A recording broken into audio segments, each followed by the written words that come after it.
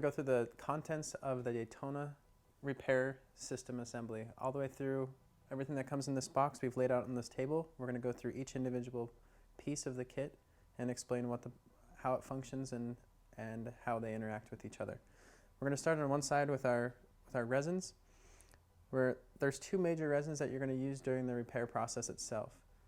The first resin is a resin that actually enters into the air chamber in the rock chip, and it seals everything together. We have Starline, which is a little bit thinner resin, and Proline 2, which is a little bit thicker resin. The thicker resin you're going to want to use in the summertime or in warmer climates. The thinner resin you want to use generally in the colder season, or if you live in a cold climate. It's all about the viscosity and how quickly it's able to get to the end of each chip. Those are the two resins you want to use for actually repairing the damaged area. The second resin we're going to use is pit filler. When a rock chip hits the windshield, it creates a divot in the glass, and glass is missing. When we're done repairing the windshield, we want to make sure that the surface of the glass is flush, where the repair was, just as flush as where there's not any damage. And pit filler is what you drop into the divot when you're all finished with the repair, and you want to make sure it's flush. Once we've put the pit filler in, it's going to be a little bit different color, and the optical clarity is not going to be the same as glass. So then we have to take the pit polish and our cork, and we're actually going to polish the area where the pit filler is, so it looks just as crystal clear as glass, or as close to glass as possible, so the consumer, when they're finished, they don't really see that area as a distraction, but more of just part of the windshield. So you have your resin to fill the repair, your pit fill, and your pit polish, along with your cork. And those are the resins and chemical you're going to use during the repair process. Now, in preparation for the repair, you also have injector seal lube, which is the lube that you're going to use on your injector seal on the top part. We'll talk about that in a minute when we take this apart. And that's another piece of chemical, another chemical that's going to be in your system. Going through the components really quick, you're also going to receive a bag of 25 plastic Mylar tabs, which allow you, when you apply the pit filler, this allows you to get a very clean and even cure. So when you scrape it off, everything is flush with the windshield. You also receive a probe. The probe is used to pick out the damaged area to make sure air is able to be removed and resin is able to be placed in. Some other things we're going to do with the probe is we're going to flex our legs in areas that are hard to get to, and we'll go through that later on in the training. Next part is the spot mirror, where a spot mirror is when you're going to put on the inside of the windshield when you apply your bridge for the repair process. That allows you to have a 360-degree angle view of the damaged area to make sure that it's filled completely. The next piece is the probe, or the rock chip maker. This is only for training purposes. When you have a broken windshield or you have a practice glass, one side allows you to make bullseye rock chips, the other side allows you to make star rock chips. This is the star and bullseye rock chip maker. It comes in your kit and is available so you can continue keeping your skills honed in. The next piece is just a cleaning brush. When we go through the Daytona injector, we're going to go through and talk about the components to that, and this is a brush you're going to use to clean it out at the end of each day. You'll also receive in your kit a loupe or a small magnifying glass, and you use this in order to actually identify damage. And you want to make sure when you're looking at the damage, how far are the legs on each chip. Sometimes they're hard to see with just the bare naked eye, so you have to get a loupe and look closely to inspect what you're fixing, what actually has to be repaired. You'll receive a small screwdriver or a small wrench with a screwdriver on one end. This is for your Dremel drill, which is another component of the bridge of the system. And the Dremel drill here, this just allows you to take the collet head off, and on the back end where the screwdriver is, you're going to use this to remove your seals. Your system will come with 3 different types of seals in a pack of 10. You'll have first your base seal, which is the white base seal that's used in the injector, and that's the seal that actually comes in contact with the glass from the injector piston. The second seal you'll receive is a black upper seal for the Daytona. You'll notice that it's flanged at a certain area, because this is the seal that actually allows you to pull vacuum in the Daytona system. The final seal is the lower injector piston seal, and that's the seal that allows you to inject resin. Let me see if I can hold this the right way. This allows you to to hold the resin, and when you're injecting resin in the lower part of the piston, it's pushing the resin in onto the pressure cycle. Now, to understand how all these work, I'm actually going to take the Daytona apart. And before I do, I'm going to go through the components of the Daytona bridge. First, you have your base of the bridge assembly, the metal base here. You have the two legs on the back end that are stabilizer legs when you're putting it onto the glass. And how to adhere it to the glass is using this power pump. Just simply applying it to the glass, pumping until the red line is gone, and then you have your injector piston and body.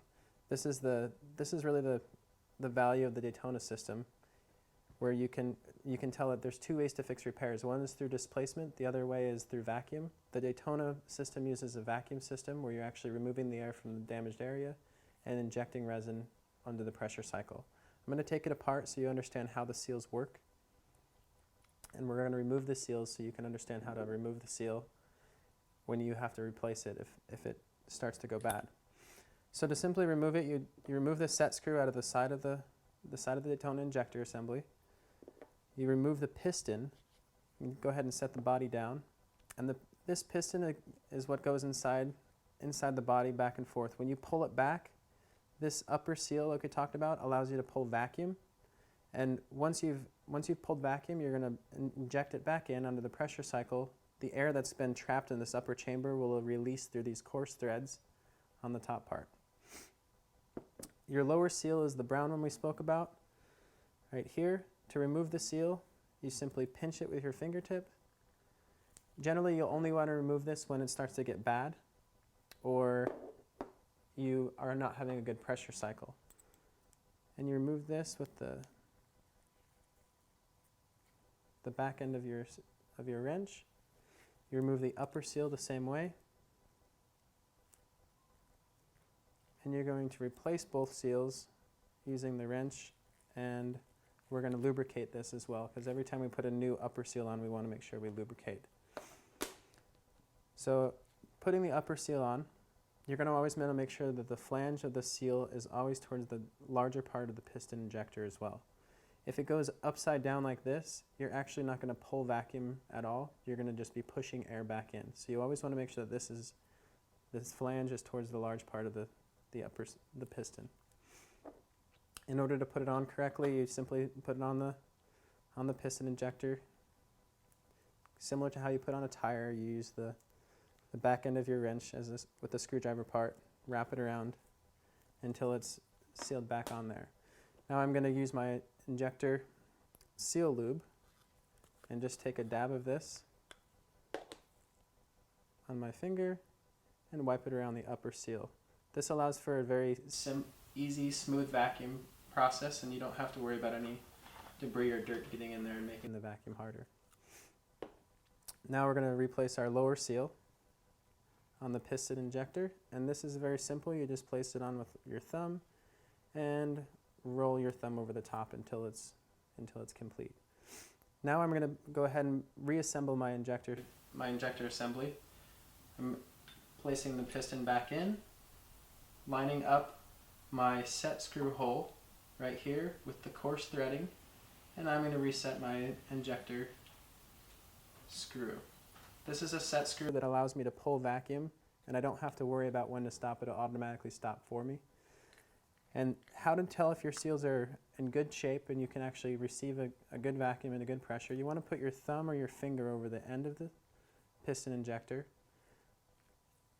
pull it all the way back, and then when you remove your finger, you should hear a pop, and you can tell that your vacuum is in good shape and your upper seal is just fine. It's well lubricated and everything's ready to go. Okay, so this is our injector piston. Those are the components. That's our base seal. All the seals come in packs of 10 every time you order. Another thing that will come in a pack of 10 is your drill bit. Your drill bits, these are 100% carbide drill bits. You can get them in two different shapes or sizes. One is round, the other is tapered. This is a tapered drill bit. When you receive your drill bits, you also receive a collet head that's actually already in this Dremel drill. And you receive your Dremel drill and your battery charger for the Dremel. Those are the seals. Those are your Dremel drills. You'll also receive a pack of 100 razor blades. That's for removing the pit fill when you're finished. You want to make sure that it's flush with the windshield. You'll receive your safety items. A couple of the safety items you'll receive are a pair of safety glasses and also a 100 pack of latex gloves. There's two more items in your system you'll receive. The first is your UV lamp. This is for curing the resin when you're finished. All the resin that you receive in here, and when you fix repairs, everything's cured with UV light, so you're going to want to make sure you have a great UV lamp. It comes in two different sizes and two different shapes. You can receive one that actually plugs into the vehicle, a 12 volt, or you can also request one that's 110 volt, and that plugs into the wall. That concludes today everything that you're going to possibly want in your Daytona repair system. All these components are in the kit when you purchase it, and you'll have everything you need in order to start your windshield repair business.